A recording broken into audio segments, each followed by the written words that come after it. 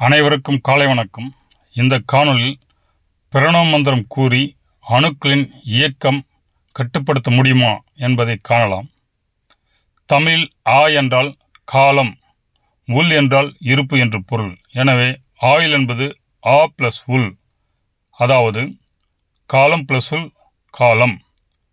கால இருப்பு, அதாவது நம் ஜீவன் உடம்புடன் வாழ்கின்ற காலத்தை குறிப்பிடுகிறது. கால் என்றால் காற்று, இம் என்றால் வெற்றிட நாதமாகும்.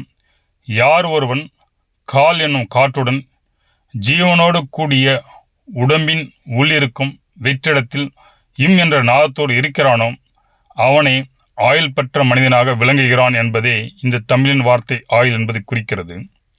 எனவே பிரணம், பிராணன் பிளஸ் மனம் பிளஸ் திடம் கூடிய நிலையில் பிரணவ மந்திரம் ஆகிறது. பிராணின் சப்த வடிவம் ஓம், எனவேத்தான் ஓம் பிரணவ மந்திரம் என சொல்லப்படுகிறது. நாம் ஓம் என்று உச்சரிக்கும் பொழுது நமது மூச்சுக்காற்று மூளைக்குள் நீல மின்காந்த அதிர்வலையை உருவாக்குகிறது. இதன் மூலம் அரிய சக்திகள் நம் ஜீவனுக்கு கிடைக்கிறது. இந்த நிலையிலுள்ள ஜீவனின் அதிர்வலைக்கு மனம் கட்டுப்படுகிறது.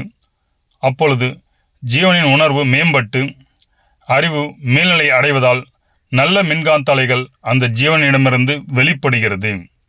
இதுவே பிரம்ம முகூர்த்த நேரத்தில் இந்த பிரணவ மந்திரத்தை நாம் உச்சரிக்கும் பொழுது இந்த மின்காந்த அலைகள் அபரிதமாக வெளிப்படும். ஏனென்றால் சூரிய உதயத்திற்கு முன் அனைத்து கிரகங்களும் ஒரே மாதிரியான அதிர்வலையை பூமிக்கு அனுப்புகிறது.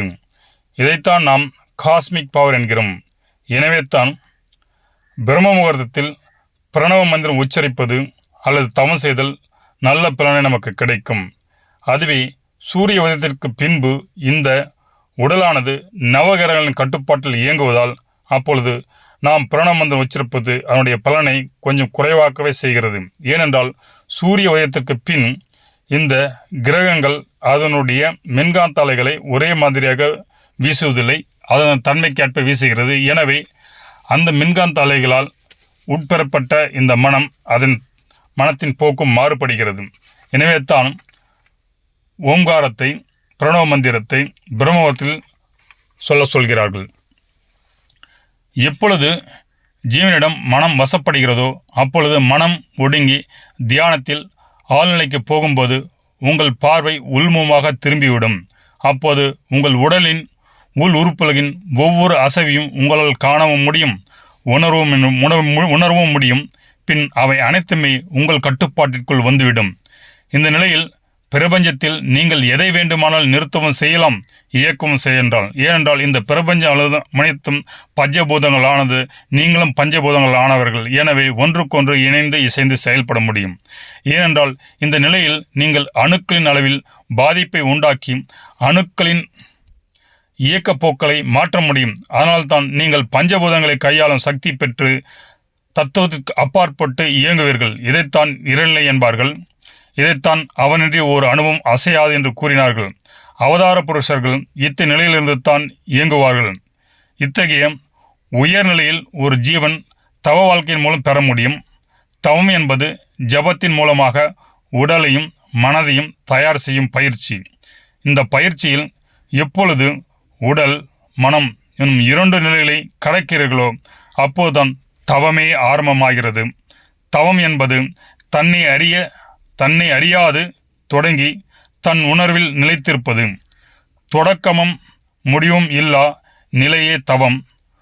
உண்மை தவம் என்பது அந்த தவத்தின் வீரியத்தால் நீங்கள் பற்றுக்கொண்ட அனைத்தும் உங்களை விட்டு தானாக விலக வேண்டும். பற்றை நீங்கள் துறப்பது துறவல்ல, பற்று அனைத்தும் உங்களை விட்டு விடுவதிலேதான், தானாக துறத்திலேதான் துறவு. எவ்வளவுக்கு எவ்வளவு நீங்கள் துறக்கிறீர்களோ அதற்கேற்ப இறைநிலை உங்களுக்குள் குடிக்கொள்கிறது. அதுவே உங்களை இரவா நிலைக்கு கொண்டு செல்கிறது. எனவே இங்கு பிரணவம் என்பதும் கூறினால் அந்த உச்சரிப்பில் வரும் அதிர்வலைகள் நமக்கு ஒரு பாசிட்டிவ் வைப்ரேஷனை கொடுக்கிறது. அது நம்மை பிரமதத்தோடு பிரம்மத்தில் உச்சரிக்கும் போது எளிதாக தொடர்பு கொள்கிறது. ஏனென்றால் அந்த சமயத்தில் அனைத்து கிரகங்களின் மின்காந்த அலைகளும் ஒரே மாதிரியாக இருப்பதால் நீங்கள் ஈஸியாக இதை அடைய முடிகிறது.